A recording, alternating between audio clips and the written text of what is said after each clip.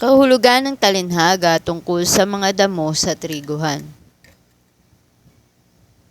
Pagkatapos, iniwan ni Jesus ang mga tao at pumasok siya sa bahay. Lumapit ang kanyang mga alagad at sinabi sa kanya, "Ipaliwanag po ninyo sa amin ang talinhaga tungkol sa mapanirang damong tumubos sa bukid."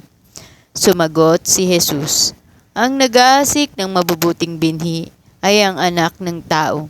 Ang bukid ay ang daigdig, ang mabuting binhi ay ang mga taong kabilang sa kaharian, at ang mapanirang damo naman ay ang kabilang sa masama.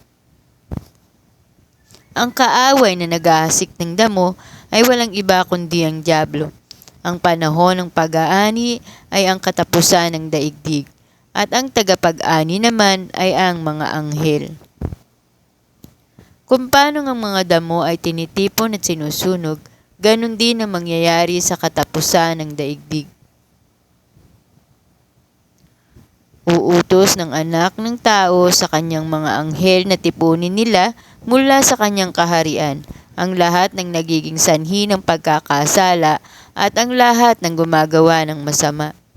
Iahagis nila ang mga ito sa lumalagablab na pugon, at doon ay mananangis sila at mangangalit ang kanilang mga ngipin.